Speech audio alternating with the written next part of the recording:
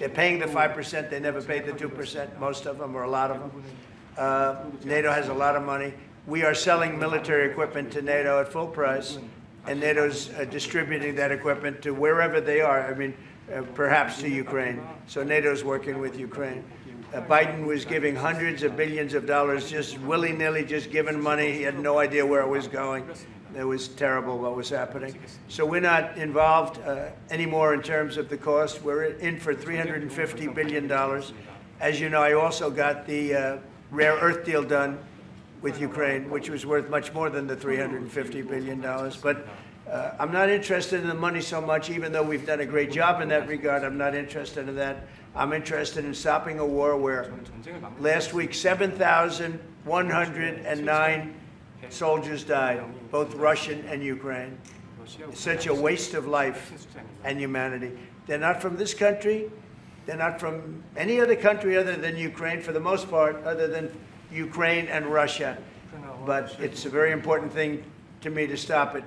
I stopped 7 wars that were raging, one for 31 years, the Congo, and as you know, Rwanda, one for 35 years. I don't have to go into them. You know the list better than I do. But we stopped a lot of wars, including, you think about it, India and Pakistan, which was probably 2 weeks away from being a nuclear war. They were shooting down airplanes all over the place. So I'm very proud of that. I thought this would be, in many ways, the easiest way. I have a very good relationship with Putin. I thought it would be the easiest one to stop, and it's really not. It's very complex. It's very personal from their standpoint. There's tremendous dislike personally between the two men, and we're going to have to straighten that out. But I would like to see them meet first. They'd like me to be there. I may be there. I may not. I'll see. But I wanted them to work out their differences first, because it is ultimately between them.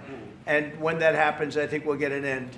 Maybe they meet, maybe they don't. How long are you willing to let this play out? And if they don't meet, will there be consequences, and how soon for Russia? Yeah, there could be very big consequences, but we'll see what happens. There might be very big consequences, because this is something that has to end. This war would have never taken place, and for 4 years it didn't take place. But if I were president, this war would have never taken place.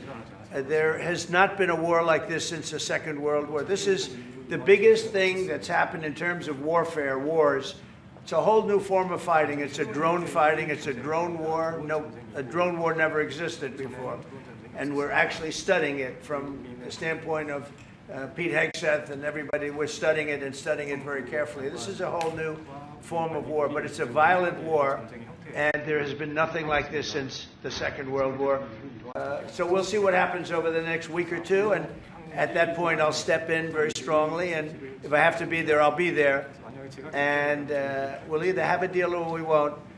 But a lot of people are dying, and I want to get us... Mr. President, Kim Jong Un wants to meet. When do you want to meet with him? With who? You said the North Korean leader wants to meet. How soon would you? You know, we want to have a meeting. I like to have a meeting. I get along great with him. You know, you were there. We even had a press conference. He had his first press conference. Kim Jong Un had a press conference. This was a little different press conference. I said, have you done a press conference before? No. And you know what? He did great. It was a great press conference, actually. It was historic. I doubt he's done one since. But I said, would you like to meet the fake news? Because whatever you want to do. And they came in like, you've never seen anything like it. And then he said, enough. And that was the end of the press conference. That was the end. It ended very rapidly. But I think he had a good time. I look forward to meeting with Kim Jong Un in the appropriate future. Would you reduce the number of forces in South Korea so that the United States could have more flexibility in the region?